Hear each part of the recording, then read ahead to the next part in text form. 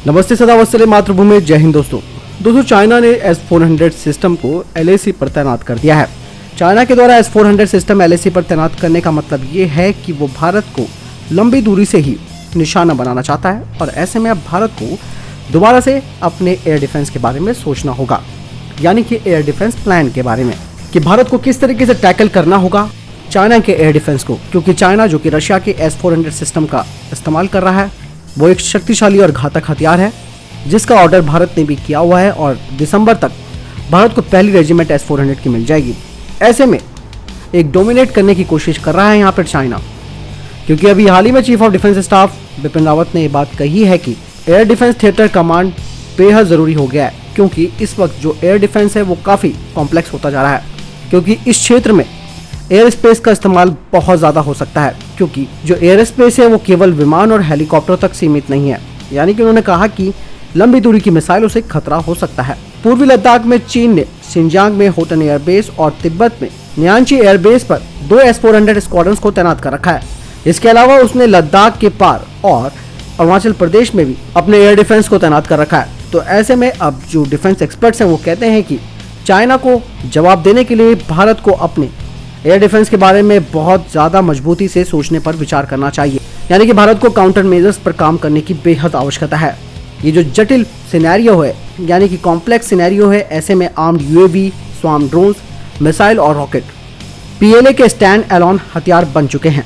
जैसे कि मैंने बताया कि 2021 के अंत तक भारत को S-400 मिसाइल डिफेंस सिस्टम मिलेगा और इससे भारत 400 किलोमीटर दूर किसी भी विमान को निशाना बना सकता है। इसका मतलब ये है कि कोई भी विमान जो कि ऊंचाई पर है उसे S-400 के जरिए गिरा दिया जाएगा। यही नहीं, भारतीय वायुसेना ने अपने काउंटर मेजर्स में भविष्य के हथियार के रूप में राफेल फाइटर पर हवा से जमीन पर मार करने वाली हैमर मिसाइल पर काफी भरोसा जता है, क्योंकि इस मिसाइल को काफी हाइट से दागने की जरूरत नहीं पड़ती और ये पहाड़ों के लिए विशेष रूप से तैयार की गई है, जो लक्ष्य के पास पहुंचने पर ऊंचाई तक तो जूम करती है और फिर GPS के अलावा 3 अलग अलग गाइडेंस सिस्टम का इस्तेमाल करके अपने लास्ट मिनट में लक्ष्य पर 90 डिग्री के कोण पर ऊपर से नीचे की ओर प्रहार करते हुए उसे तबाह कर देती है। इंडियन एयरफोर्स ने पहले से ही हैमर मिसाइल का परीक्षण कर लिया है और इन मिसाइलों को भारत के सभी राफेल विमानों में लगाया भी गया है। इसके अलावा फ्रांस ने भारत को इस लंबी दूरी की शक्तिशाली हथियार को संयुक्त रूप से बनाने पर भी भारत के साथ बातचीत की है। जिस तरीके से अभी भारत को उत्तर में यानी कि नॉर्थ में चाइना जैसे तकनीकी रूप से उन्नत प्रतिद्वंदी के साथ चुनौती मिल रही है, ऐसे में ये सवाल उठ रहा है कि क्या भारत को अधिक विमान, हेलीकॉप्टर या फिर स्टैंड अलोन सिस्टम पर निवेश करना चाहिए, जो कि भविष्य के युद्ध को निर्धारित करेगा। जबकि इंडियन एयरफोर्स को 42 स्क्वाड्रंस की जरूरत है। वर्तमान में भारत के पास 30 स्क्वाड्रंस है, जिसमें 6 और स्क्वाड्रन जोड़े जाने की संभावना है। अगर राफेल विमान की ही बात कर ली जाए तो राफेल विमान रूसी विमान की तुलना में लगभग 2 गुना से अधिक सॉर्टी लगाने में सक्षम है और वहीं S-400 भारत को मिल जाने के बाद भारत की एयर सिक्योरिटी यहाँ पर बढ़ जाएगी। तो ऐसे में ये लगता है कि क्या भारत को तब भी 42 स्क्वाड्रंस की आवश्यकता है, या इसके अलावा भारत को अपने नॉर्दर्न बॉर्डर में आर्म्ड UAV, रॉकेट्स और मिसाइल रेजिमेंटों को जुटाने की जरूरत है ताकि दुश्मन की सेना और उसकी वायु रक्षा को यानी कि एयर डिफेंस को दबाया जा सके। यही कारण है कि भारतीय सेना ने जल्द से जल्द गवर्नमेंट टू गवर्नमेंट समझौते के तहत अमेरिका से सशस्त्र पीरियड ड्रोन हासिल करने पर विचार किया है और अमेरिका की तरफ से इसके लिए मंजूरी भी दे दी गई है।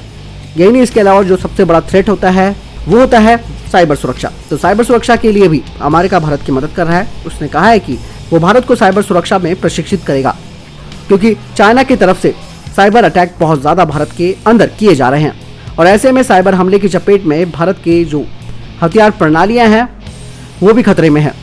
दोस्तों, अब ये बात बिल्कुल क्लियर हो चुकी है कि अब विमान वाहक पोत हो, हवाई अड्डे हो या फिर आर्मी कैंट हो, इन सब को लंबी दूरी की मिसाइलों से खतरा है और भविष्य लंबी दूरी के रडार में निहित है, जो कि अपने क्षेत्र से ही दुश्मन की पोजीशन को पकड़ सकता है और एक त्वरित यानी कि तुरंत कार्रवाई कर सकता है मिसाइल के रूप में, जो इस संभावित खतरे को मिटा सकती है।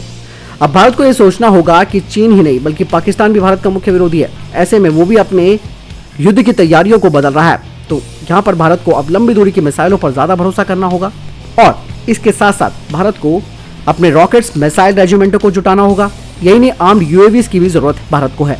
तो इन सब के जरिए भारत दुश्मन के एयर डिफेंस को दबा सकता है, खास करके चाइना और पाकिस्तान के। आपको क्या लगता है दोस्तों, कमेंट सेक्शन में लिखकर जरूर बताएं। इस वीडियो के लिए इतना ही, मिलता हूं नए वीडियो के साथ। ख्याल रखिएगा अपना। जय हिंद, जय भारत।